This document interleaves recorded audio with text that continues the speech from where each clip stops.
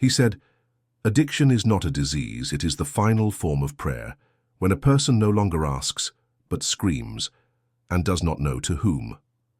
These words were found in one of Edgar Cayce's readings. The patient, a woman, 30 years old, alcohol. Cayce closed his eyes, inhaled, and disappeared. The room grew colder. The voice that spoke was not his, deep, as if from beneath the earth, yet calm. "She doesn't drink for the wine," he said. "She drinks to silence the voice she is afraid to hear." The air became heavy. Everyone felt something greater than hypnosis was happening here. "God speaks to you not only in temples," he said. "He speaks where you feel ashamed." Edgar Cayce called addiction not a curse but a warning. He said, "When the soul refuses to listen, the body begins to scream." He did not justify weakness. He revealed what stands behind it. Because behind every "I can't stop," someone stands. Sometimes he told his wife, "When a person suffers from addiction, there stands beside him not a demon and not God. There stands a mirror. And if you dare to look, you will see them both." America, the beginning of the 20th century. Dust, tobacco smoke, cheap whiskey, the roar of engines. He received those whom the world had already written off, alcoholics, gamblers, addicts, and he told them one thing: "You came not to me, you came to yourself." Once he said to a man who had lost everything because of morphine, "You think God has left." But he simply closed the door so you would finally hear how he knocks from inside. You are not fighting the substance, you are fighting yourself. That man lived 7 more years, not a single day sober. But before death he told his wife, "When I injected, I felt as if someone stood beside me, and sometimes as if they were crying." Cayce himself lived on the edge, exhausted by insomnia and by those who came to him at night. He said, "I don't want to hear them, but if God speaks through the suffering, someone must write it down." Thus were born thousands of readings, transcripts of pain, where behind every word stood someone's breaking point. Sometimes, when he spoke about addictions, the lights in the room went out. The secretary whispered, "It's as if a door opened to a place we shouldn't look." Cayce said, "Every addict is a battlefield, and on this field, God and darkness wait to see who will speak through him first." He didn't say, "Recover." He said, "Listen, not to the drug, not to the bottle, but to what hides behind them." He believed that addiction was not guilt, but a choice made too late. And after every reading came silence, such silence that one could hear breathing. Sometimes it seemed someone beyond the veil was still speaking. Later he would write in a letter, "Addiction is not created by man. He becomes the place where God tries to reclaim power over the soul, sometimes at the cost of the body. God does not always speak from the heavens. Sometimes he from the very bottom, when you can no longer feel, no longer believe, no longer move, and suddenly you understand. It is not hell calling you back. It is God who refuses to let you go. If you are listening to this right now and feel a tremor, perhaps he is speaking to you the same way." She entered quietly, thin, with lowered shoulders, as if carrying a burden made of stone. Mary, 35, morphine. Her eyes were empty, without anger, without fear. When you feel nothing, there is nothing left to be afraid of. Cayce sat across from her. He closed his eyes. His breathing slowed. In the room, the smell of ether mixed with wax. "This soul does not belong to darkness," he said. "She's just tired of fighting." The voice was not his, calm, without emotion, like a surgeon's knife. Mary began to cry. She didn't understand who was speaking to her, but every word seemed to burn her skin. "God does not leave," the voice continued. "He waits for you to stop running. You call it addiction. He calls it his last attempt to bring you back." The secretary trembled.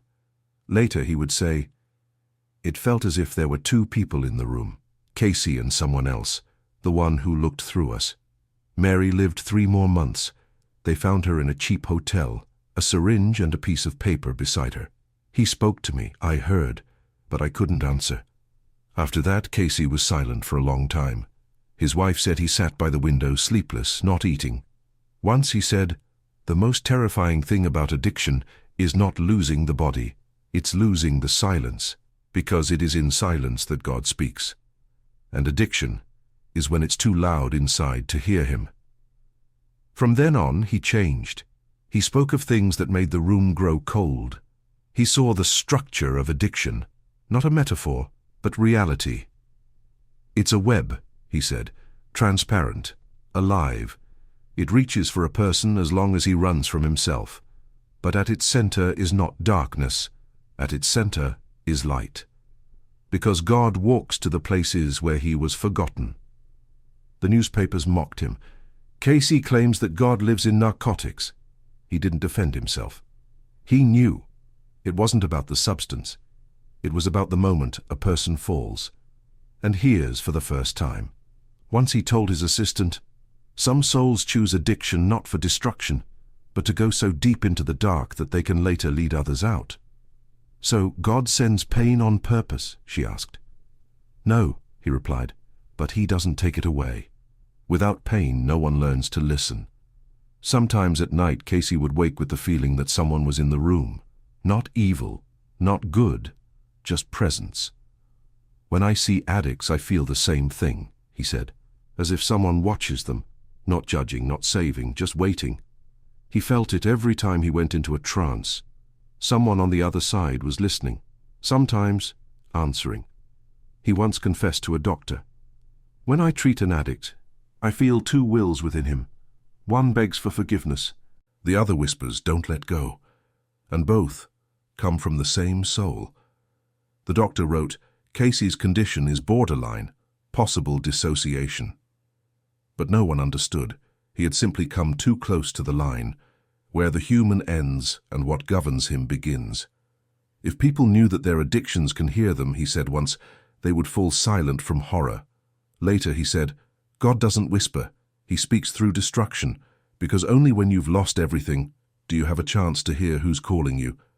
If you're listening to this and feel as though someone is standing beside you, don't rush to be afraid. Maybe you're simply not alone. The night before the session was heavy. Rain beat against the windows and Cayce couldn't sleep. Inside his head, a hum, as if someone were calling his name. He knew tomorrow a soldier would come. Morphine, war, a lost will. "I don't feel pain," the man said. But Cayce knew. The pain was only hiding under the skin. The session began at dawn. A candle, a blank sheet, silence. He closed his eyes. His breathing became steady, not his own. "There are two voices here," he said. "One calls him home. The other whispers for him to stay." He tensed. "I see darkness wrapping around his body like smoke. But inside, there's light. Small, like a candle. And they are arguing over him." His voice became rough. "One says, 'He's mine.' The other replies, 'I gave him life.' And between them, a man. He doesn't scream. He's just tired." The assistant turned pale, but Cayce continued, "They're both right, because addiction is the place where God and darkness speak the same language, and man is the translator. If he chooses the wrong word, everything collapses." The candle went out. Someone cried out, but he didn't stop. "Darkness doesn't tempt," he said. "It promises peace." And light replies, "Peace is not your home." And both wait to see which one will be heard first. He gasped, opened his eyes. He was whiter than the wall. "This isn't a vision," he whispered. "It's a conversation." After that session, he didn't leave his room for a week. He wrote without sleep. His wife heard him mumbling, "Light speaks through weakness, darkness through desire, and man chooses which one to hear." When she asked what he saw, Cayce answered, "I realized addiction is not sin. It's the cry of a soul no one heard. And if it doesn't hear God, it will be heard by someone else." From that time on, his voice began to change. Each time he spoke about the addicted, the room filled with a quiet, heavy presence. Sometimes he asked to put out the light. "They're closer in the dark," he explained. One night he woke and realized he was not alone. The air stood still, thick as water. A thought not his own passed through his mind. You want to save them? Then stop pitying them. He didn't have time to be afraid. Who are you? He asked silently. The answer came instantly. The one who shows the truth. Addiction is not the enemy, it is a mirror. You're just afraid to look. He whispered into the dark. Why through pain? Why not through light? The reply was cold. Because only in the dirt does man stop lying to himself. Only the broken are honest. He cried out, threw off the blanket, his heart pounding. But the room was empty. Only the faint smell of candle smoke. In the morning he told his wife, I don't know who speaks during the readings, God or the one who imitates him. But if it's a test, it's needed. Without it, no one would understand that addiction is not a disease, but a warning. Something through us measures how much pain it takes for us to finally listen. From then on, he repeated one phrase, and the stenographers wrote it down word for word. God speaks not where you are pure, but where you are almost lost. And each time, someone in the room cried. Because those words didn't sound like a sermon. They sounded like truth. If you're in pain right now, then don't numb it. Maybe it's not punishment, but a call you are finally hearing. After that session, Cayce began to change. He grew more silent, often sitting for long stretches, staring into nothing. His wife asked, What are you thinking about? About the one who speaks when I'm silent. He began to fear the light. Sometimes when he closed his eyes, he saw not radiance, but a grey, heavy fog. From within it came a whisper, Do not be afraid, it is also me. One day they brought him a young priest. The man took sleeping pills to rest even for an hour. Glass eyes, lips moving without sound. Cayce lay down, closed his eyes. A minute later he spoke, in a voice no one had heard before, deep, muffled, as if from beneath the earth. This man once believed in God, he said. Now he believes only in sleep. The assistant trembled but kept writing. God not only forgives, Cayce said, he tests. And if a man does not hear for too long, he speaks in the language of addiction, so that he understands the price of choice. He fell silent. Then, barely audibly, another thought passed through him. What if it's not God? The assistant turned pale. Cayce didn't open his eyes. Darkness speaks too, it just answers faster. The priest on the couch groaned. A strange smile spread across his face. Cayce whispered, he heard the wrong one first. After that, Cayce forbade sessions without prayer. Before each reading he said, If it is you, leave the light. If not, give me fear. Sometimes the room stayed still. Sometimes the lamp trembled as if someone touched the glass from inside. He wrote in his diary, Light and darkness speak the same. The difference is only in who listens. That phrase was later crossed out of the archives. At night he sometimes heard footsteps behind the door, soft laughter. He opened it, no one, and yet he felt someone was there. Not a demon, not a saint, a witness. Once he told his secretary, if God wanted obedience, he wouldn't have given us freedom. And if darkness wanted to destroy us, it wouldn't give pleasure. So which one teaches us through pain and which through reward? The secretary said, You speak as if you don't know which of them is right. Cayce smiled faintly. I think both are. One wants to bring us home, the other to keep us a little longer. After that, he no longer said God, he said the source. A cold, safe word. Sometimes, in the middle of the night, he would sit up in bed and whisper, If it's you, give me a sign. And somewhere far away, electricity crackled. He smiled. Then it's still time to listen. He wrote that addiction is not punishment, but a way to discern. The devil doesn't come with guilt. He comes with relief. And God brings pain so that you wake up. Addiction is prayer in reverse. You think you're asking for help, but in truth, you're giving away your will. These lines never entered the official reports, but they were remembered. He was no longer a prophet. He was a witness of the war that happens inside every person. And when, during a reading, he said, "God speaks through the chosen, but sometimes the chosen hear not him," no one in the room breathed. Sometimes when you hear it, you feel a tremor, perhaps not from fear, perhaps because you've recognized your own voice. With the years, his voice grew softer. He no longer sought proof, no longer argued with scholars or pastors. He simply listened. Sometimes he told his wife, "I think God speaks not with words, but with the pauses between them. We call it pain. He calls it attention." She didn't understand, but she felt he had changed. There was no fear left in him, neither of light nor of darkness. He had seen both and no longer tried to divide them. In one of his final readings he said, "I see a man. He is in chains. But the chains are not iron. They are made of light. He thinks he is bound by darkness, but he is bound by his desire to be strong without God." The assistant asked, "What does God do?" Cayce smiled. "He waits until a man grows tired of being God himself." He told a friend, "I've understood why addiction exists, not to punish, to stop. When you fall for the first time, you look upward. Before that, you only look down at your own desires."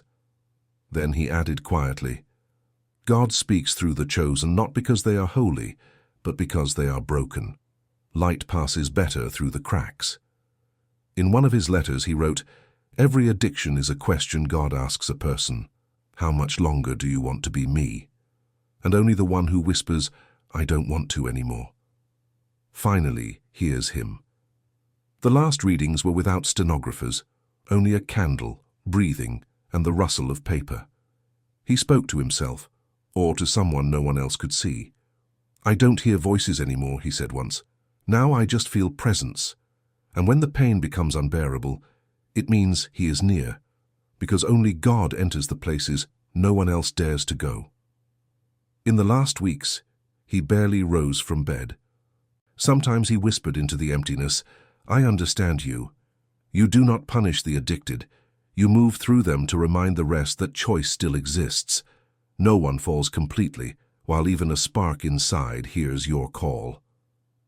On the night before his death, he asked them not to light the lamp. His wife sat beside him, holding his hand. He whispered, "I hear them again." "Whom?" "Those who suffered. They no longer cry, they just stand in the silence. And you know, in that silence, there is no pain, only light." He closed his eyes and said his last words, "Addiction is not hell. Hell is when you stop listening." When he died, the candle did not go out. The flame stood steady, as if even the air was afraid to move. On the table they found a notebook. The last entry read, "God does not come when we are strong. He comes when we are empty, because only in emptiness is there room for him." Years later, one of his students would say, "Cayce did not heal. He showed a mirror. And if you saw not God but yourself, it meant you were still alive." Sometimes at night someone says, "I can't stop." And somewhere, deep in the silence, that same voice seems to answer, "You are not weak. You've just been silent for too long. Now I speak, through you." Maybe that is the true secret of addiction. Not that it destroys, but that through it, God is still knocking and waiting, until at last you answer. And if, while hearing this, you suddenly felt the silence grow louder, then someone has already heard you.